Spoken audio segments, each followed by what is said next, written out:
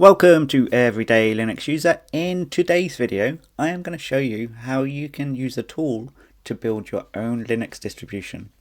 And it's going to be based on Debian Linux. So what you're seeing here at the moment is a base Debian install. I've put my own background on it. It's XFCE. I've customized it. So it's dark mode, the panel's at the bottom. And I've installed some applications, etc. to get me going. And the best way to follow along is to actually install Debian and the tools you need and customize it the way you want it first, because when you use the tool you're going to use some of your customizations to copy into the folders of the tool. Now this isn't going to be a perfect example. You're not going to come out at the other end with a distribution that you can release to the world and suddenly you're the new Fedora, Debian, Ubuntu, Mint, whatever.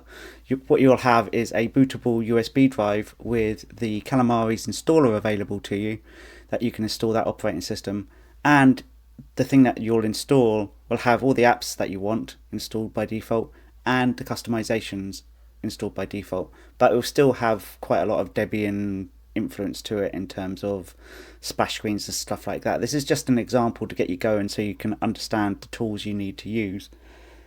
So what you will end up with is a file at the end of the day, and we're going to use a system called livebuild to create this, and what you'll end up with is an ISO file like this, and you can rename it, but this is completely bootable and you can install from it. So to prove that point, I am going to run virt manager, and you can see I've already got one that I installed previously. So what I'm going to do is create a brand new virtual machine, and we're going to browse local, and we're going to go to my home folder, and I'll put it in source, Linux configs, custom Debian, and you can see there's the folder and there's my ISO file. So I'm going to double click that. It can't detect it straight away, so I'm just going to type Debian there. This is just an example. You don't obviously have to use KVM. This just shows it working. So I've set it to 8 gig. We're going to give it 4 cores. We click next. I'm not going to give it a hard drive. I just want to show you the image that's been created. Click forward, and we'll call it carry test. Start that up, and you can see it starts off with its live build thing, and you select live system, and it's still got the Debian splash screen on it. And like I say, these are the things you'd need to customize out of the final solution. I haven't done that. This is just an example video. I've basically been playing, and this is as far as I've got with it. And so you can see I've got a live image, and if I click on here you can go into each of the categories, and you can see I've got GIMP installed, I've got Firefox installed, Kdenlive, VLC, OBS, and we've got full Office suite, etc. So it's also got Calamares available. So yes, you can customize the Calamares, so this desktop icon doesn't have to say install Debian, it can say install whatever your name of your operating system is, and you can step through the installer and it will install to your machine. You see it says there's not enough disk space. That's because I didn't create a drive for this virtual machine. So let's start up the full machine. You can see I haven't customized the splash screen at all. It's still got the Debian splash screen at the light DM. But if I log in,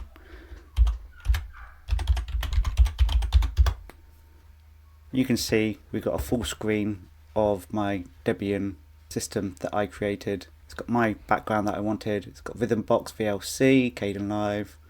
So what you could do with a system like this is you could create your own Debian version and have all your apps ready to install each time. So you basically got your script together. So if a new version of Debian comes out, you can have the installer ready to go to install all your apps and your backgrounds and all your customizations already. So every time you upgrade, you just run this build system and it will build a new ISO image for you without you having to go through the steps of installing Debian and then installing all the apps separately or running scripts, etc. You can just build your own ISO image and create your own Debian install. Now what we don't need is another 100 Debian based clones hitting the internet and everyone creating a brand new Debian based distribution. That's what we don't need. But these tools are great for creating a custom ISO image for you to rerun your setup anytime you want to. So, if you break your system, you can just reinstall from the ISO that you created previously. And you can create as many of these as you want. And it's a good system for creating your own Debian-based distro that is suited just to you. So sales pitch aside, let's get going. Right, so how do we create our Debian-based live image with the Calamares installer?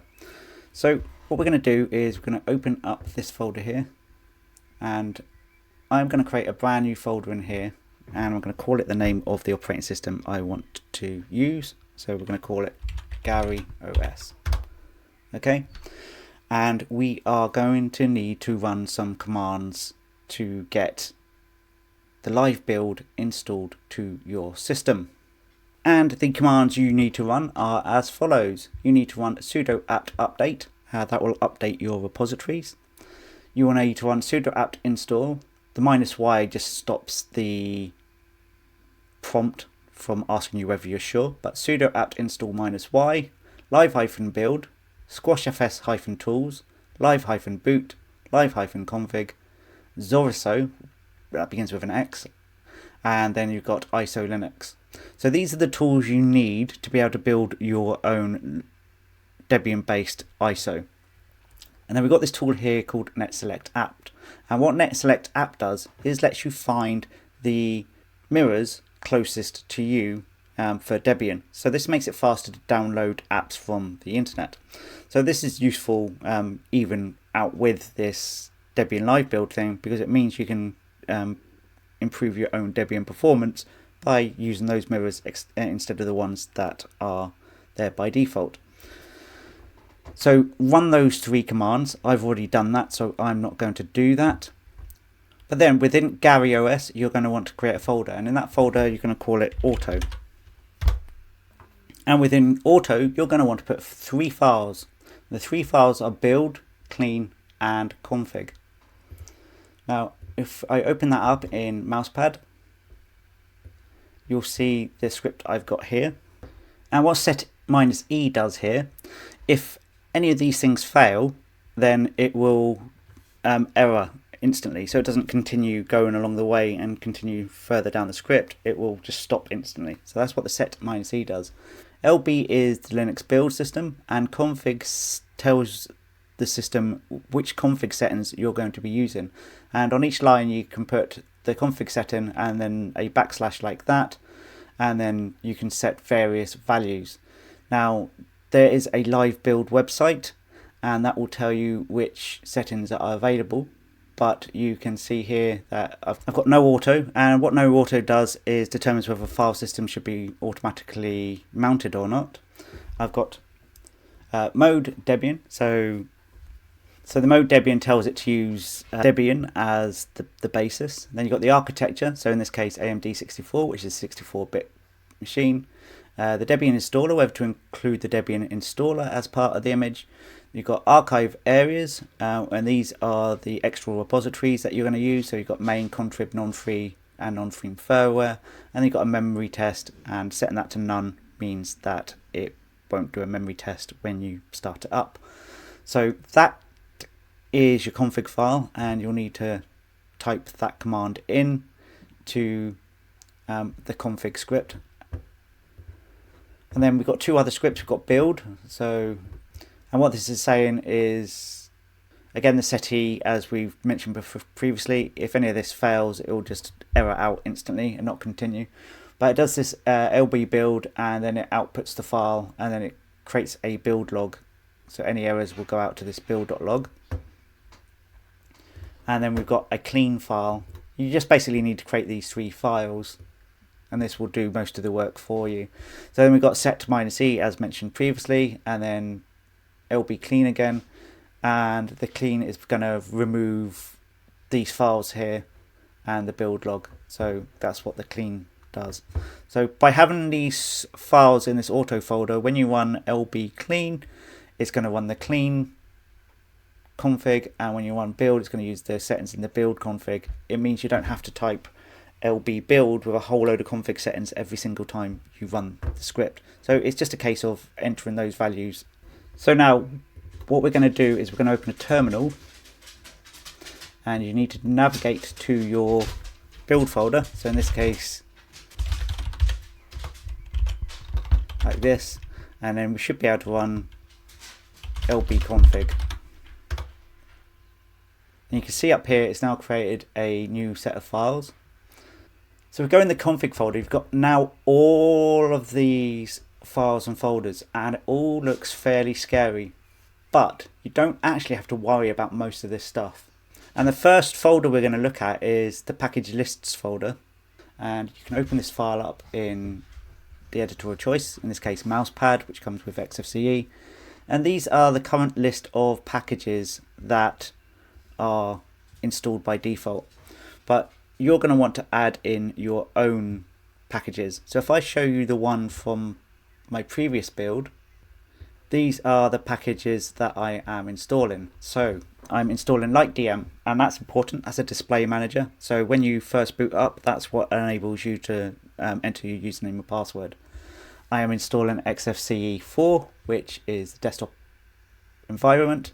You can of course install your own desktop environments.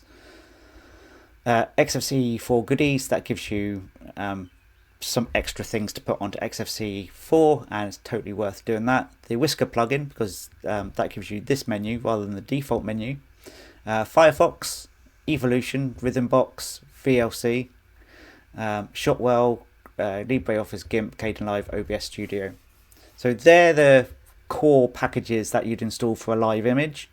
And then if you want to have the Calamares installer as well, so that you can install your operating system, then you need to add these packages in. Calamares, Calamares settings, Debian, Qt5 image formats plugins, all these QML ones, udisk, squashfs-tools, e2fs progs. So you can see the list of applications here. So you can type those in to your package list, and so you can build this up any way you want. So this package list file is the most important file for determining what's installed on the system. So what I'm going to do here is I'm going to copy that, and I am going to wipe this one out and paste that in there. So one of the most important folders you've got on your system is includes.chroot. Now this may not be created by default, so you might have to create it yourself. So what we're going to do is we're going to run a command to create your chroot folder. So let's clear this screen. What we're going to do is cd into the config folder. We're going to do a search for includes.chroot. It's not there, so we're going to do mkdir -p includes.chroot, like that. And in this folder you put things that you want installed as part of your system. So if we look at our own file system, we'll do it list view. You can see we've got this user and share. When I say user, it's actually Unix system resources, what USR stands for. Then you've got this backgrounds folder, and you can see I've got my everyday Linux user backgrounds in there. So what we need to do is we need to create a folder. I'm going to call it USR,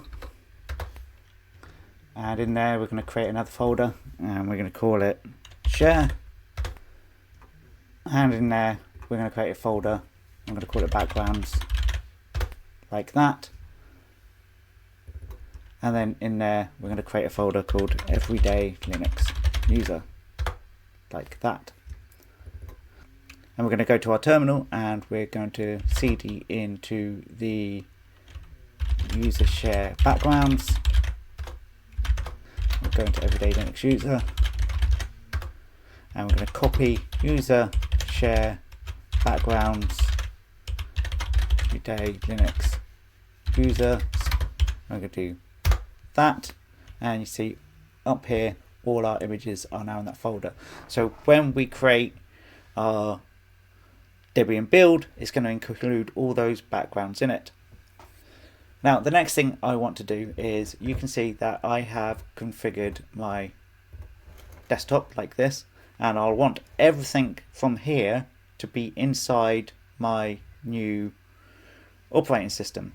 So if I go here, and up to the Gary level folder, we can see I've got the hidden files shown here so that you can see them.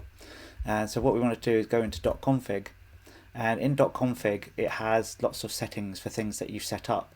So in this case I want all the XFCE 4 settings, and in there you've got various other settings as well. So what I'm going to do is I'm going to copy that folder there, and I'm going to go to my Gary OS folder, into my config, into my change root, like that, and I'm going to create a new folder, and I'm going to call it etc, and in that folder I'm going to create another folder called skel. And the etc skel folder is anything that's placed in here. When you create users on another machine, all those config settings will apply to those users. So what I can do here is just paste in my XFCE4 settings, and that will then end up as part of my live ISO. So now what we've got is a list of packages. We have got the backgrounds that we've used in the user share backgrounds folder in there, and then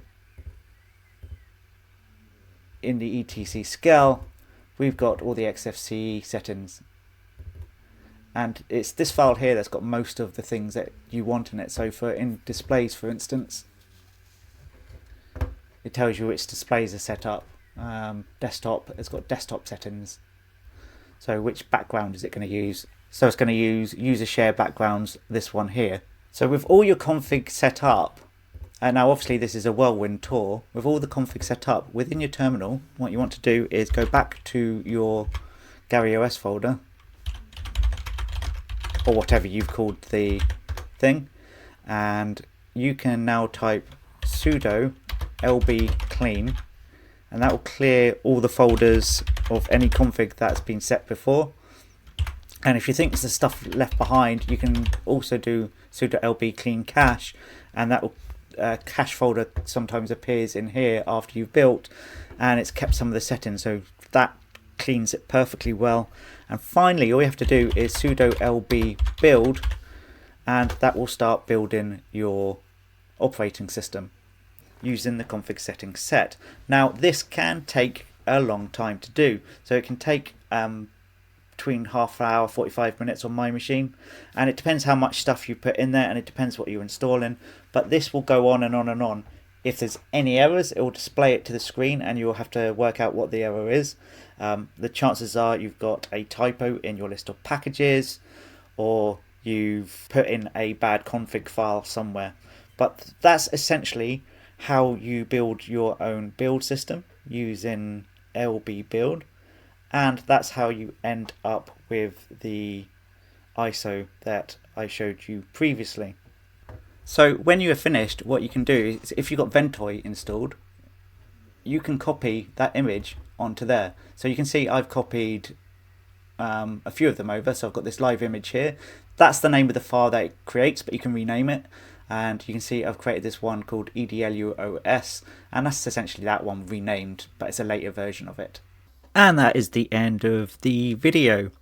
Now obviously this is a whirlwind tour. There are websites out there that will show you how the LB build system works. It's called livebuild, and you can customize so many settings. You can add post hooks, so what that means is you can have scripts that run after the installation is complete. You can obviously theme it the way you want to theme it, but this just basically shows you the folder setup, how to get started in using livebuild.